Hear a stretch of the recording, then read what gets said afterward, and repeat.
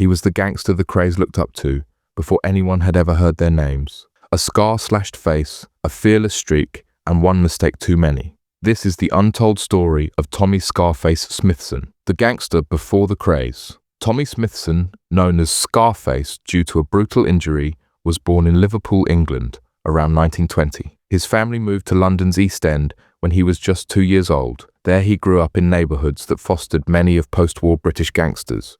As a youth, Smithson engaged in petty crime, which was common those days. However, his actions meant when he got caught, he spent time in a reform school for theft. During his time in reform school, he learned how to box and how to use it as a form of self-defense. This contributed to his tough demeanor. During World War II, Smithson served as a stoker in the Merchant Navy. A stoker, also known as a fireman or boilerman, is a person whose job is to tend and fuel a furnace, especially one used to generate steam. This was a common and physically demanding role on steamships, steam trains, and in buildings heated by large boilers. Their primary responsibility was to shovel fuel, typically coal, into the boiler's firebox to maintain the necessary heat for operation. After returning to London in 1950, he went back to his criminal ways. He was convicted of robbery shortly after his return and served 18 months in prison. This incarceration proved significant as it connected him with influential figures in the underworld who operated illegal gambling clubs in Soho. By the mid-1950s, Tommy Smithson had established his own gang in East London. Among his associates were the young twin brothers, Ronnie and Reggie Kray, who would later become infamous crime lords and take on a notoriety of their own. The Kray twins reportedly admired Smithson, viewing him as a hero and mentor figure. This period was marked by significant shifts in London's underworld, with profitable vice, gambling and nightclub rackets in Soho being controlled by rival organisations. These included the Maltese crime syndicate, initially led by the Messina brothers, and later by figures such as Bernie Silver and Big Frank Mifsud, as well as British crime bosses like Billy Hill and Jack Spot Comer. Ambitious and fearless, Smithson decided to challenge these established gangs. He began his involvement by working as a croupier in a Maltese-run gambling den. Subsequently, he launched his own gambling club, directly defying the Maltese mob's control. He also set up an illegal bookmaking operation in Soho, encroaching on territories managed by Billy Hill and Jack Spot. These aggressive moves significantly increased tensions within the London underworld. Smithson's actions, including an incident where he slashed a rival gangster's brother during a brawl, provoked immediate retaliation from the dominant mobsters. The mid-1950s saw a brutal turning point for Tommy Smithson as a result of his challenge to the underworld power structure. He was lured to a supposed truce meeting with Hill and Spot behind the Carrera's Black Cat cigarette factory in Camden Town, which turned out to be an ambush. Smithson had brought a handgun for protection, but surprisingly surrendered it when Billy Hill requested he disarm. This act initiated a vicious assault. At a secret signal, Hill dropping a cigar butt, Hill's men attacked Smithson with razors and knives. Tommy was severely slashed across his face, arms, legs and torso. He was then thrown over a wall at Regent's Park and left for dead. And remarkably, he survived the near-fatal attack. Doctors later recorded that he needed 47 stitches to close the wounds on his face alone. Smithson's refusal to cooperate with the police after the attack, adhering to the underworld's code of silence, earned him both respect and a monetary reward. The same gang bosses who orchestrated his punishment paid him $500 as compensation for not identifying his assailants. It was following this incident that he acquired the notorious nickname Scarface, a grim yet honourable identifier referencing the prominent scars etched into his face. Ashamed by this experience, Smithson retreated from directly confronting the Soho gangs. Instead, he sensibly shifted his allegiance, beginning to work for the Maltese syndicate as an enforcer or protector. This role involved providing muscle for their operations rather than competing against them, a move that ensured his survival and continued income, at least for a period. Around this time, Smithson became romantically involved with Faye Richardson, a young woman from Stockport who had moved to London and became involved in prostitution. The press described Faye as a quintessential gangster's mole and a femme fatale, known for being a dangerous individual to be associated with. 3 of her past lovers had been murdered and others severely beaten. Despite, or perhaps because of, her reputation, the sophisticated and street-hardened Smithson was deeply enamored with Faye and they began living together. In 1956, Faye Richardson was arrested and held on remand for passing bad checks. Smithson was determined to help her and urgently needed funds for her legal defense. This necessity triggered a sequence of events that would ultimately lead to Tommy's demise. He organized a collection among his underworld contacts, even soliciting contributions from his former Maltese associates. Smithson managed to collect 50 talents from George Caruana, a Maltese club owner for whom he had previously worked, but he was dissatisfied, believing $100 was rightfully owed. On June 13, 1956, a furious Smithson, accompanied by two of his associates, confronted Caruana and another Maltese gangster, Philip Ellul, demanding the remaining money. During the ensuing scuffle, Smithson slashed Caruana's hand with a knife as Caruana attempted to shield his face. Feeling threatened, Caruana provided an additional £30, and Smithson coerced Ellul into starting a collection book among the Maltese network to gather more funds for Faye's defense.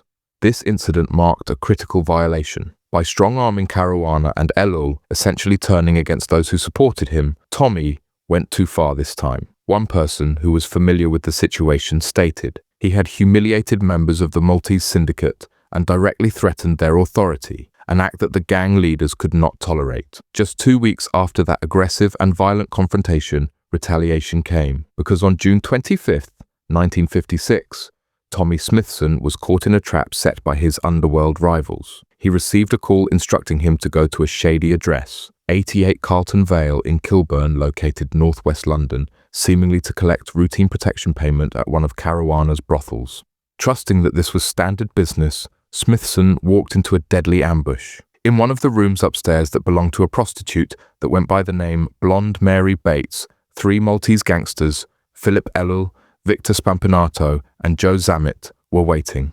As Tommy entered, Ellul opened fire with a .38 revolver, shooting Smithson in the arm and neck. The gun then jammed, preventing further shots. Severely wounded, but still conscious, Smithson crawled down the stairs and out to the street gutter, attempting to escape his attackers. Moments later, people walking by discovered the bloodied gangster collapsed on the sidewalk. In an almost cinematic manner, Tommy Smithson managed to utter a few words, telling the people who came to his aid, "Good morning, I'm dying." Even on the brink of death, his demeanor was described as remarkably composed and hardened. Smithson was rushed to Paddington Hospital, but his injuries were too severe. He was pronounced dead shortly after arriving at the hospital. He was 36 years old at the time of his death. The hitmen involved in Smithson's murder initially fled London to Manchester, while police launched a manhunt. Eventually, Philip Ellul and Vic Spampinato were arrested and brought to trial in 1957 in what became a notable gangland case.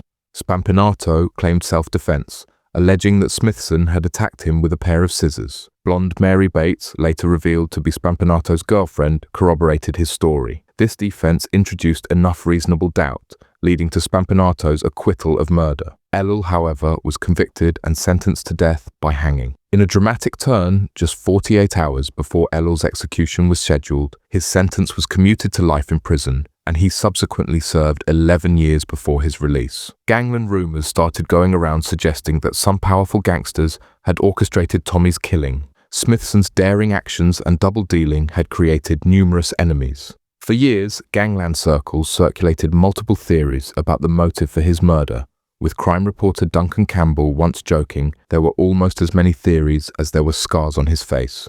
Some people at the time believed the Maltese gangsters simply grew tired of paying him off and decided to eliminate him as a warning to others. Smithson's funeral became a legendary event in the East End, characterized as an old-style gangster send-off. It featured Rolls-Royce hearses, elaborate floral tributes including a wreath from Faye that read, "Till we meet again, love Faye," and a procession of underworld figures dressed in dark suits. Over 500 people attended his funeral, including many of London's most feared criminals. Notably, the 23-year-old Kray twins were among the mourners, paying their respects to the man they had idolized. British Pathé newsreel cameras documented the funeral procession as hundreds of curious onlookers lined the streets. A grim story from that day tells how the hearse with Tommy's coffin got a flat tire during the funeral and needed to be swapped out. A dark, funny issue caught on film. Smithson was buried at St. Patrick's Catholic Cemetery in Leytonstone. His mother later erected a large angel statue over his grave, a gesture that amused some of his former associates, with one gangster remarking, "I had to laugh. A villain like Tommy Smithson with an angel over his grave. For over a decade after 1956, the full circumstances behind Tommy Scarface Smithson's death remained obscure. However, in 1973, a Scotland Yard investigation into London's organised crime provided new insights. Commander Burt, the Old Grey Fox, Wickstead, head of the Metropolitan Police Serious Crime Squad, targeted the Soho syndicate, an organised vice ring that had emerged after the deportation of the Messina brothers.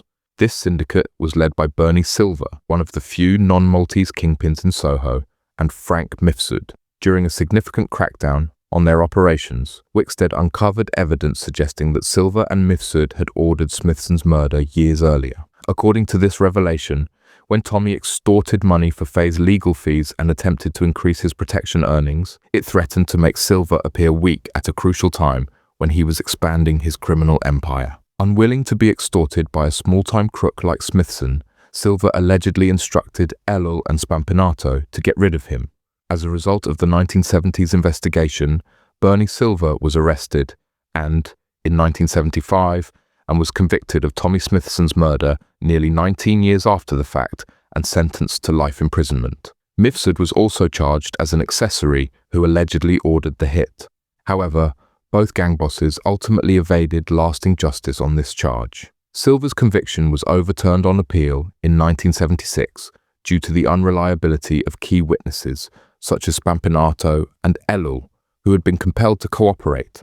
Mifsud was acquitted of murder, although he did serve a short sentence for other vice-related charges. The exact truth of who precisely ordered Smithson's killing remains uncertain. Some people maintained it was a straightforward vendetta by the Maltese mob, while others believed the police overreached in linking Silver to the crime. Philip Ellul himself, once released from prison, would claim the motive was simply self-preservation. He heard Smithson was coming after him with a gun, so he struck first. What is evident is that Tommy Scarface Smithson's story represents a compelling time in Britain's gangland history, highlighting the crazy change of power in the London underworld of the 1950s. His life crossed paths with notorious figures, from the Kray twins to the Soho Vice Kings, and his death had repercussions that resonated for decades. Thank you for watching this video. Be sure to like, subscribe, and share if you found it interesting. Please go watch our other videos on the Kray twins, George Cornell, and other gangsters we have covered.